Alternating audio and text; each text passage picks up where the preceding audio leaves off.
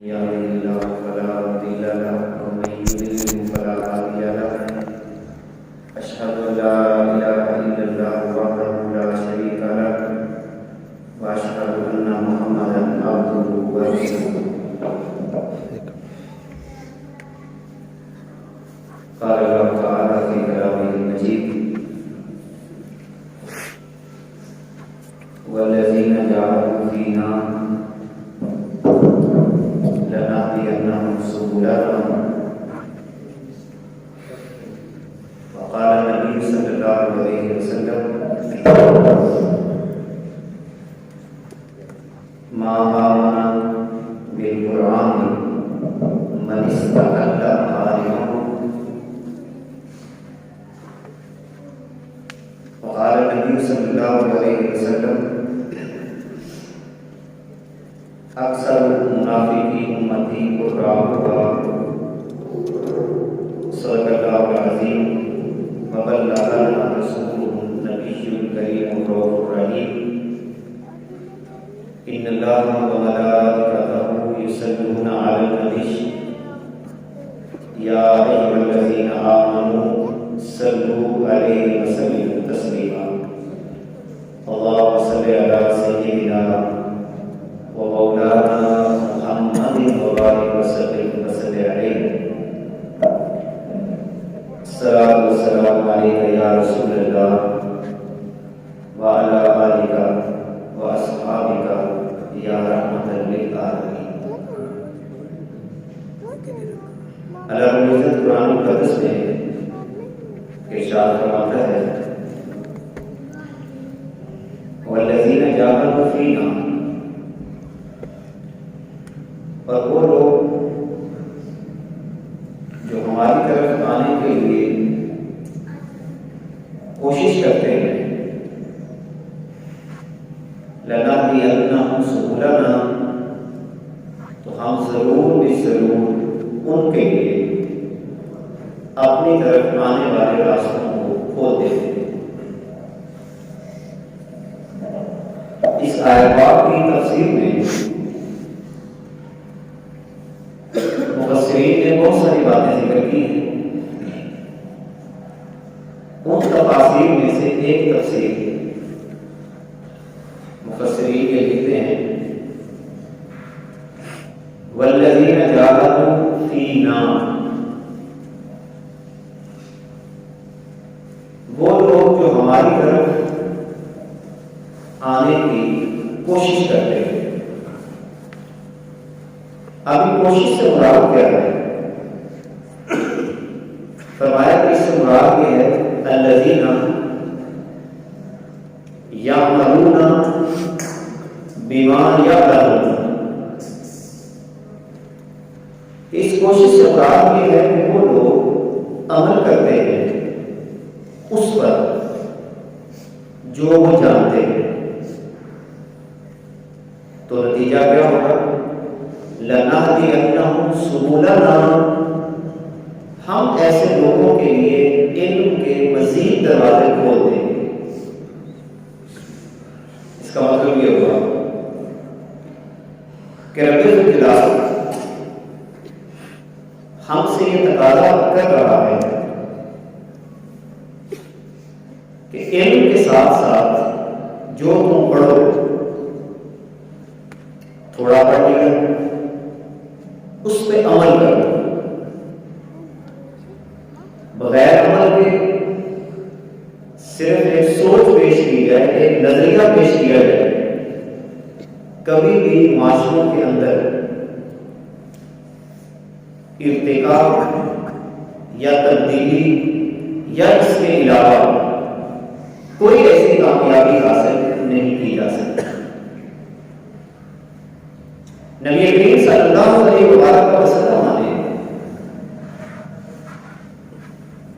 دین اسلام کی ترویج کے لیے جس کیفیت کو سب سے بنیادی چیز قرار دیا وہ عمل کی ہے. عمل ہی سب سے بڑا نظریہ ہے. عمل سے ہی لوگ ایک اپنا آئیڈیا بناتے ہیں اور پھر اس کے بعد بعد اس کی روشنی میں اپنی زندگی کو بسر کرتے چلے جاتے ہیں۔ اب یہی وجہ ہے کہ نبی رحمت صلی اللہ علیہ وآلہ وسلم نے قرآن مقدس کے پڑھنے کے حوالے سے جو اصول ہمیں عطا فرمائے وہ ہمارے یہاں اس وقت رائے اصولوں کے بالکل خلاف ہے۔ مثال کے طور پر رب اللہ قرآن مقدس کے اندر ارشاد فرماتا ہے وَاتْلُ عَلَيْهِمْ، اے محبوب آپ ان پر قرآن کی تلاوت کیجیے۔ اب قرآن کی تلاوت کا مطلب کیا ہے؟ قرآن مقدس کی تلاوت کا بنیادی مطلب یہ ہے کہ جو آپ پڑھیں آپ اس کی پیروی کریں۔ ہمارے یہاں تلاوت کا مفہوم سمجھا جاتا ہے عموماً فجر کی نماز کے بعد ہم قرآن مقدس یقیناً کھول کے بیٹھ جاتے ہیں، سنتے ہیں، ایک رکوع پڑھ لیا یا دو رکوع پڑھ لیے، ایک پارہ پڑھ لیا، اور ہم نے یہ سمجھ لیا کہ شاید ہم نے قرآن مقدس کے نازل ہونے کا مقصد جو ہے وہ شاید پورا کر لیا۔ حالانکہ قرآن کا یہ مقصد نہیں ہے۔ میں اس کو ایک مثال کے ساتھ آپ کو سمجھانا چاہوں گا۔ آپ کے والد گرامی کسی کام پہ گئے ہوئے اور وہ ایک چھوٹی سی پرچی بنا کر آپ کی اماں کو تھما کے جائیں اور یہ کہیں کہ جب یہ بیٹا اٹھے گا تو انہیں یہ پرچی اس کو تھما دے گی، وہ اس کو پڑھ لے گا اور آج کے دن کے کام کاج میں نے اس پرچی کے اندر لکھے ہوئے۔ باپ نے اس میں یہ لکھا ہوا تھا کہ بیٹے فجر کی نماز پڑھنے کے بعد فلاں زمین کو پانی لگانا ہے، فلاں زمین کے اندر کھاد ڈالنی ہے، فلاں کی گوڈی کروانی ہے، اپنی اماں کی دوائی بھی لے کے آنی ہے، اور دو چار کام باپ نے اس پرچی کے اندر لکھے ہوئے تھے۔ اب یہ سعادت مند بیٹا اٹھتا ہے، فجر کی نماز پڑھتا ہے، فجر کی نماز پڑھنے کے بعد اماں جی کو کہتا ہے کہ ابا جی نے جو پرچی پکڑائی تھی وہ تو مجھے دیجیے۔ اب یہ عقیدت کے ساتھ، محبت کے ساتھ، پیار کے ساتھ اس پرچی کو لے کر بیٹھ جاتا ہے، بڑے دھیان سے پڑھتا ہے، توجہ سے پڑھتا ہے، باوضو ہو کے پڑھتا ہے، اور وہ 5-7 ہدایات پڑھنے کے بعد پرچی کو لپیٹ کر دعا بھی مانگ لیتا ہے اور پھر اس کے بعد سو جاتا ہے۔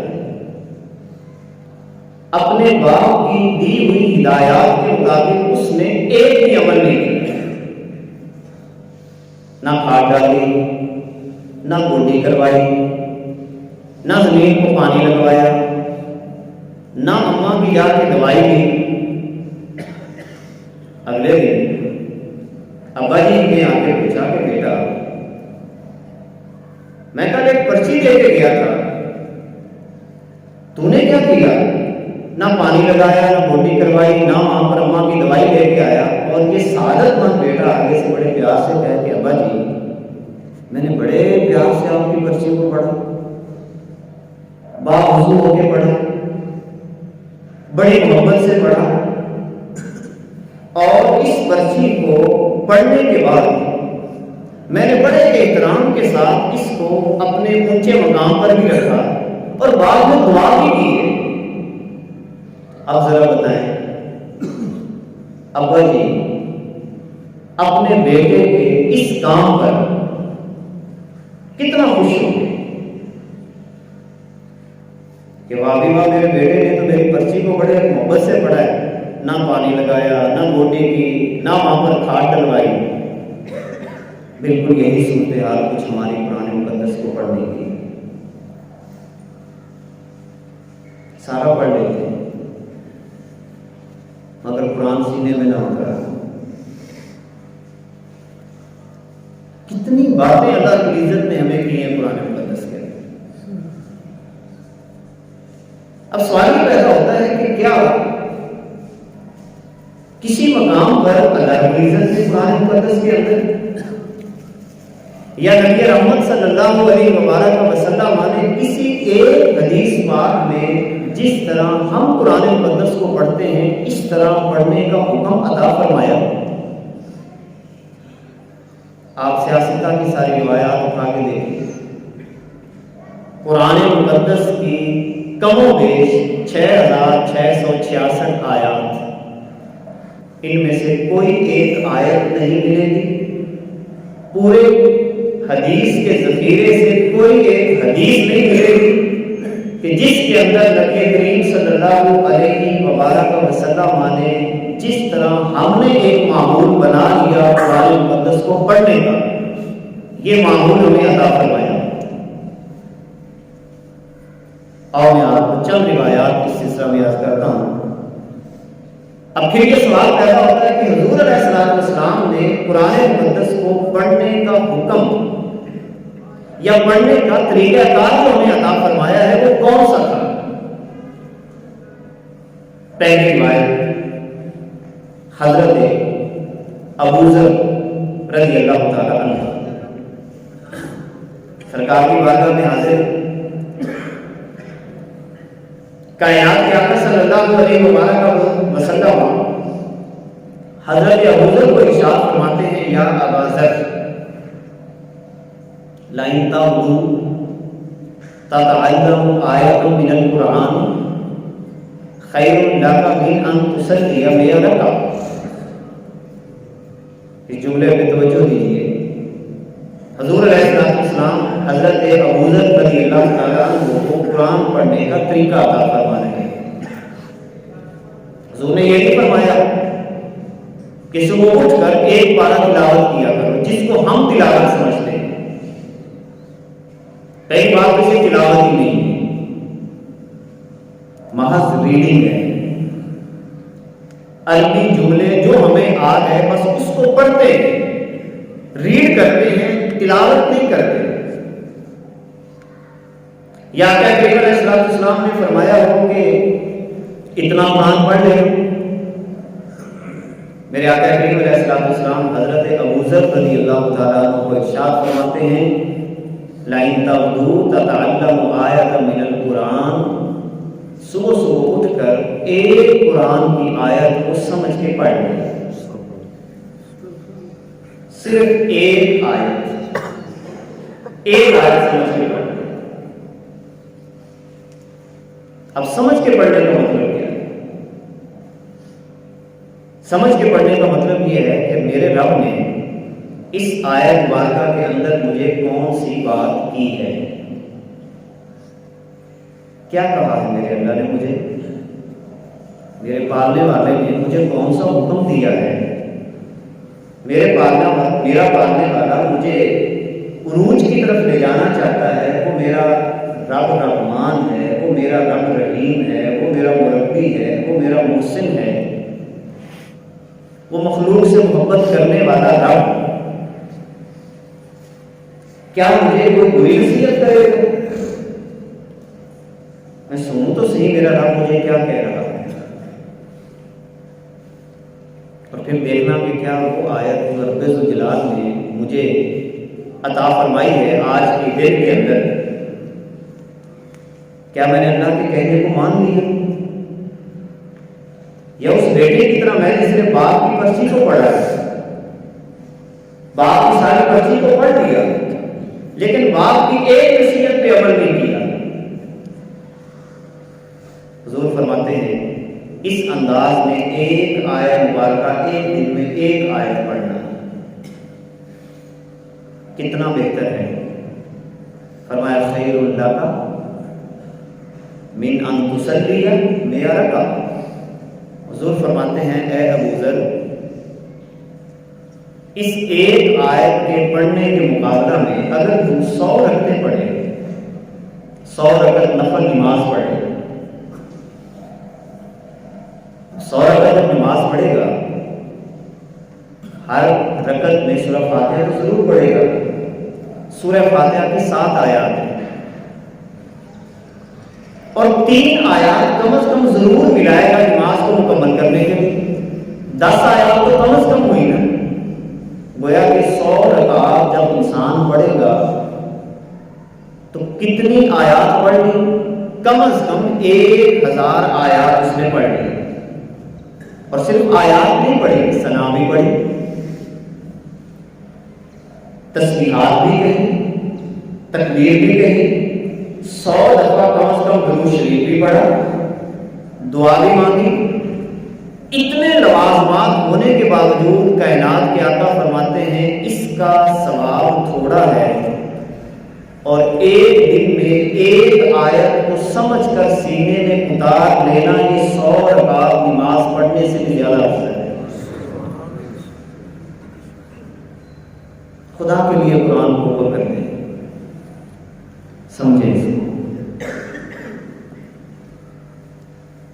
ہم دور ہوئے، برباد ہو گئے. قرآن کو پسے کچھ ڈالا. صحابہ کرام کیا ہماری طرح قرآن پڑھتے تھے؟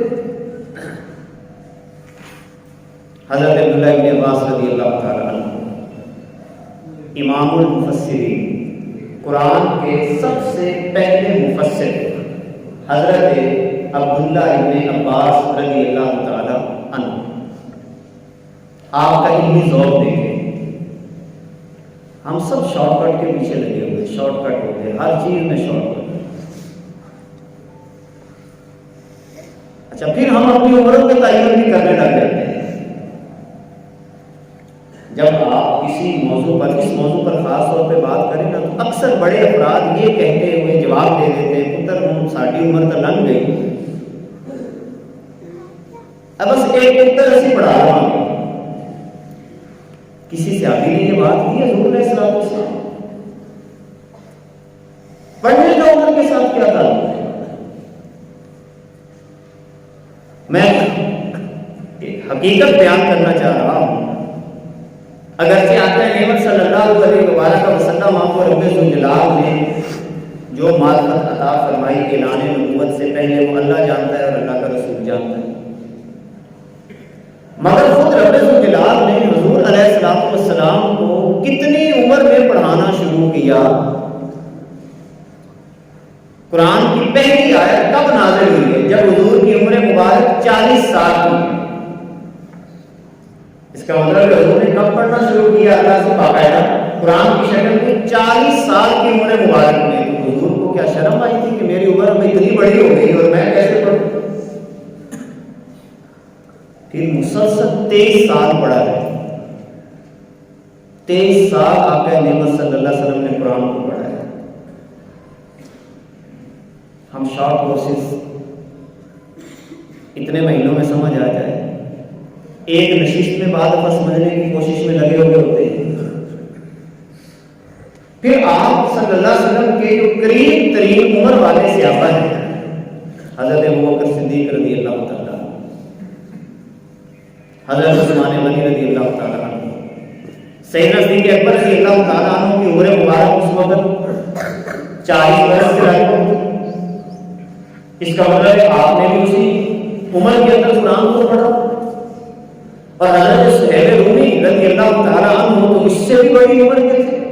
کہاں سے چلے؟ اسی ہدایت کی تلاش کے اندر چلتے چلتے دروازہ مصطفیٰ پہ آئے اور قرآن سیکھنا شروع کر دیا. حضرت عبداللہ بن عباس رضی اللہ تعالیٰ عنہ آپ فرماتے ہیں کہ ہم صحابہ کا یہ معمول تھا کہ چھوٹی سی سورت کو، جیسے چھوٹی صورتوں میں سورہ الکوثر ہے، سورہ النصر ہے، سورہ والعصر ہے، حضرت عبداللہ بن عباس کہتے ہیں کہ ہم صحابہ کے یہ معمول تھا کہ چھوٹی سی سورت کو سمجھ کر پڑھنا ہم افضل سمجھتے تھے پورا قرآن پڑھنے سے. بغیر سمجھ کے پڑھنا کہ پورا قرآن اگر بغیر سمجھ کے پڑھا جائے ہم اس کو اہمیت نہیں دیتے تھے. ہم اہمیت کس کو دیتے تھے کہ ایک آیت سیکھ لیں مگر سمجھ آ جائے. یہی وجہ ہے کہ رب الجلال قرآن مقدس کی اہمیت کے حوالے سے ارشاد فرماتا ہے قد جاءکم بصائر من ربکم، تمہارے رب کی طرف سے تمہارے لیے آنکھیں کھول دینے والی آیات نازل ہو چکی ہیں. آنکھیں کھولو ومن ابصر والی نفس، جو آنکھیں کھول کے قرآن کو پڑھے گا اللہ رب العزت اس کے سینے کو اور مشاہدہ کرے گا. ومن عامیہ فعلیہا، اور جو قرآن کو اندھا ہو کے پڑھے گا اس کا وبال اسی کے اوپر ہوگا. اب اندھے ہو کے پڑھنے کا مطلب یہی ہے کہ بغیر سمجھ کر. پھر رب الجلال ایک اور مقام پہ ارشاد فرماتا ہے افلا یتدبرون القرآن، کیا یہ لوگ قرآن میں تدبر نہیں کرتے؟ ام علی قلوب اقفالها، یا ان کے دلوں پہ تالے لگے ہوئے ہیں. آج روایتاً پڑھ رہے ہیں. ہم تجزیہ کریں اپنا قرآن اللہ کی عظیم کتاب، شہنشاہ کتاب، افضل ترین کتاب، غالب آنے والا لٹریچر، تمام اصولوں کا مرکز اور محور، زندگی کے ایک ایک لمحے کی ہدایت. تجزیہ کرنا شروع کریں. امت کا تجزیہ کرنے سے پہلے لیبارٹری کا اصول یہ ہوتا ہے کہ چھوٹا سا سیمپل لے کر اس کا ٹیسٹ کیا جاتا ہے. لیبارٹری میں پورا خون نکال کر ٹیسٹ نہیں کیا جاتا، چھوٹا سا خون کا ذرہ نکال کر یا چند قطرے نکال کر ٹیسٹ کیا جاتا ہے. اب اس پوری دنیا کے اندر انسانوں کی کثیر تعداد میں اور پھر مسلمانوں کی کثیر تعداد میں میں بھی شامل ہوں، آپ بھی شامل ہیں. تنہائی میں بیٹھ کر سوچئے قرآن مقدس کو کتنا انفاق دیتے ہیں، کس انداز میں سیکھنا پسند کرتے ہیں. کیا قرآن کی آیت ہمارے سینوں میں نازل ہوئی؟ کیا جو اللہ نے فرمایا اس کی عملی زندگی میں ہمارے سامنے کوئی کیفیت واضح ہوئی؟ کیا جھوٹ بولنا چھوڑ دیا؟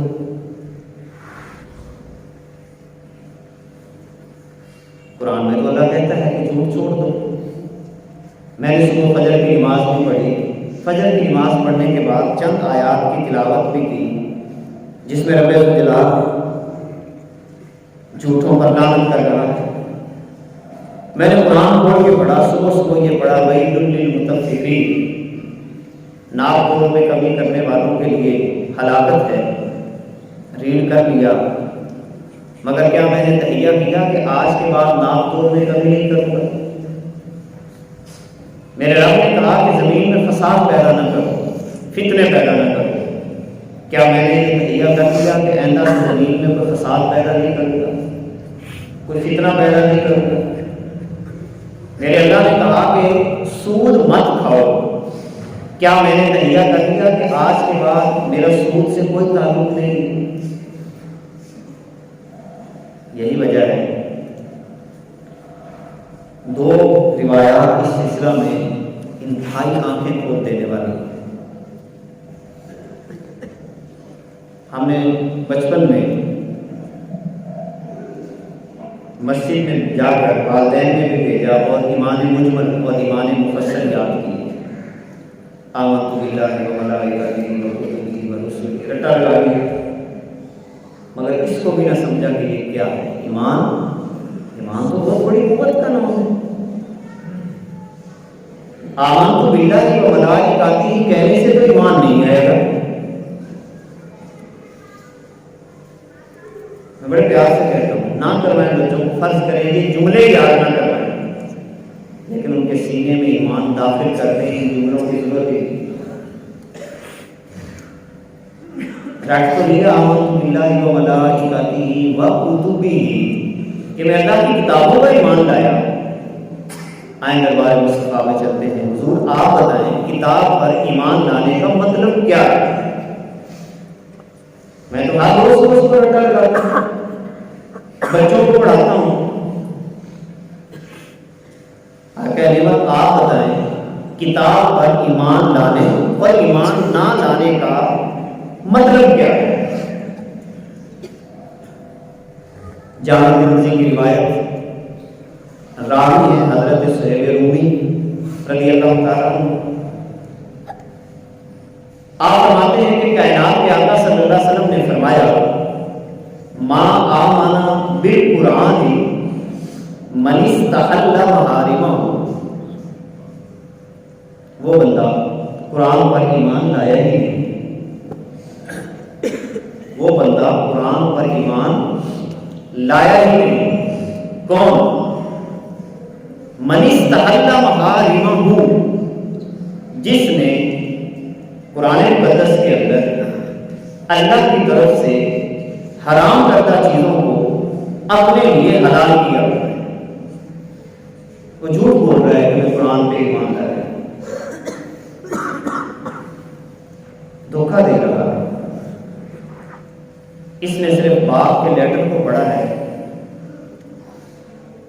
مگر باپ کی ایک ہدایت پہ عمل نہیں کیا. باپ نے کہا تھا بیٹا پانی لگانا ہے، باپ نے کہا تھا بیٹا کھاد دینی ہے، باپ نے کہا تھا بیٹا ماں کی دوائی لے کے آنی ہے، مگر اس بیٹے نے کیا کیا؟ باپ وضو ہو کر پرچی تو پڑھ لی، سینے کے ساتھ میں لگا لی اور آخر میں دعا بھی مانگ لی اور کہا ابا جی میں نے بس آپ کی ہدایت کو پڑھا ہے. ابا جی نے پڑھنے کو کہا، کوئی ایک آیت بتائیں قرآن کی جس نے اللہ نے یہ بات کی.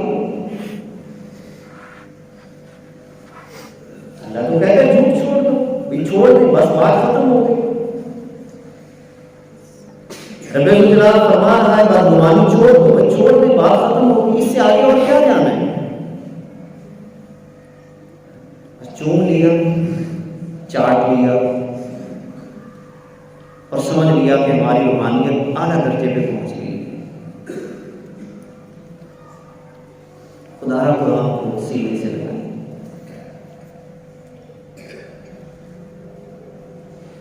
فوتگیاں ہوگی، منزلیں اکٹھی کرتے پھر رہے ہوتے ہو. میرے کریم آقا صلی اللہ علیہ وسلم نے تو یہ بتایا ہی نہیں.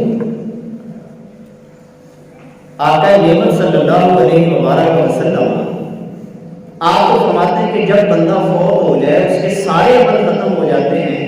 3 عمل ہیں جن کا فائدہ پہنچے گا. نمبر 1 صدقہ جاریہ کرتے ہیں. ہم صدقہ جاریہ کی طرف بھی اتنی توجہ نہیں دیتے جتنی دینی چاہیے.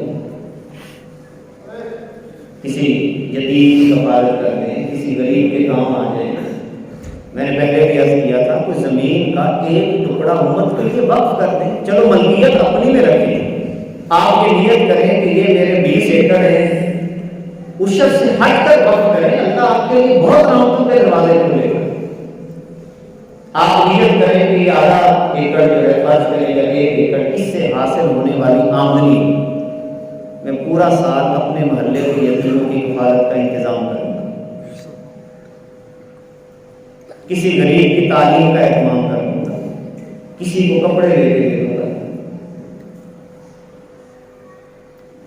اور یہ بات ذہن میں رکھیں جب آپ کے دل میں یہ جذبہ پیدا ہوگا عاجزی خود آ جائے گی. اللہ کی حرام کردہ چیزوں سے بچیں.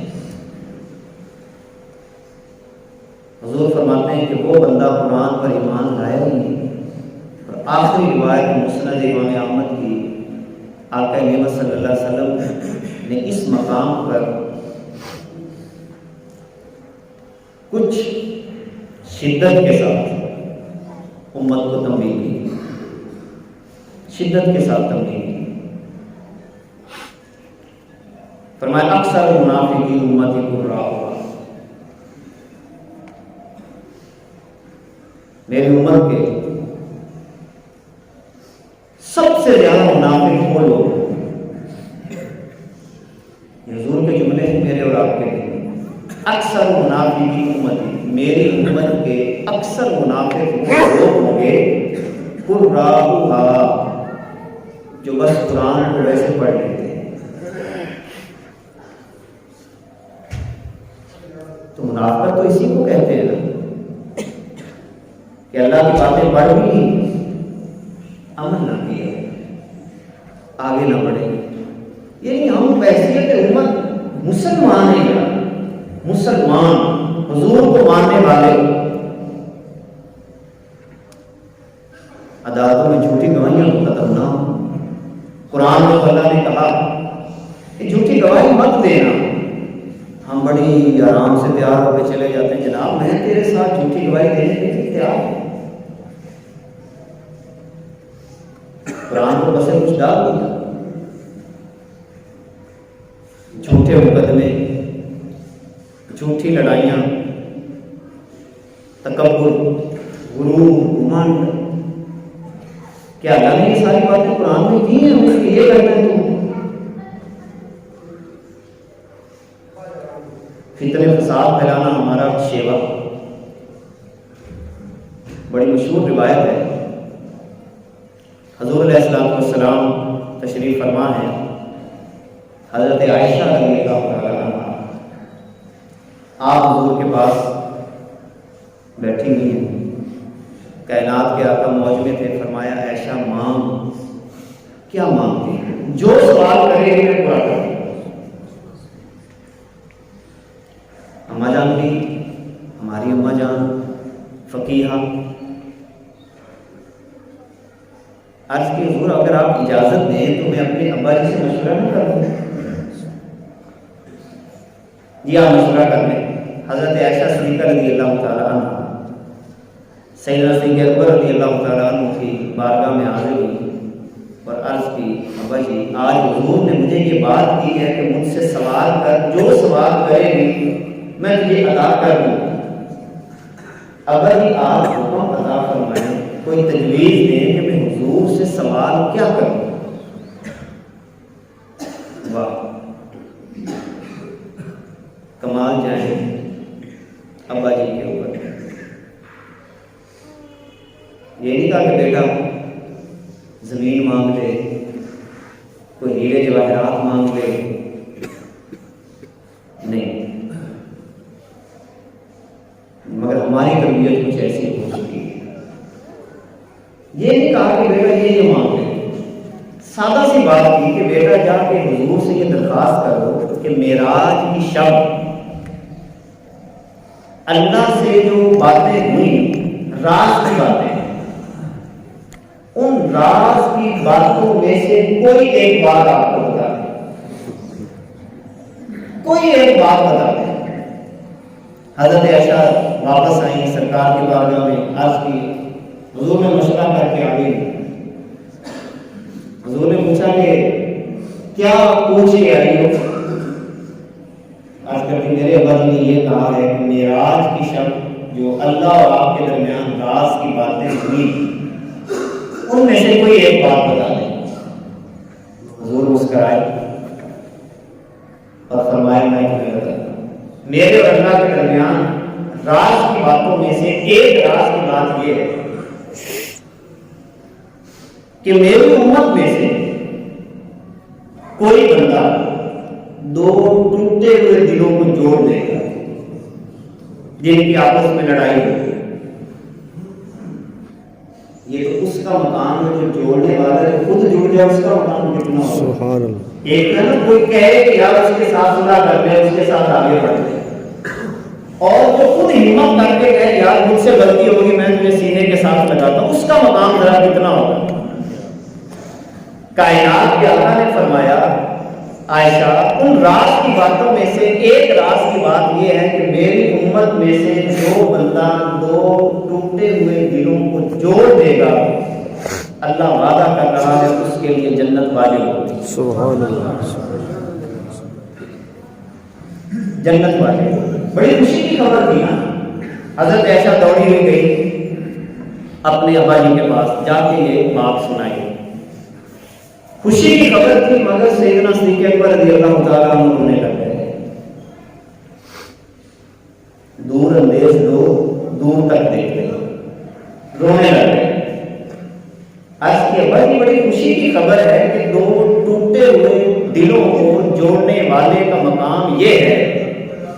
اختلاف اس کے لیے جنت کو واجب کر دیتا ہے تو آپ رونے لگتے.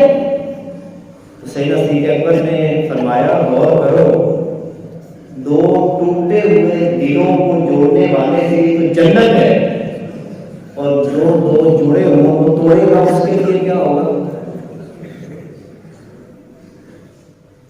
اس کے لیے کیا ہوگا؟ اور ہمارا نتیجہ یہی ہے،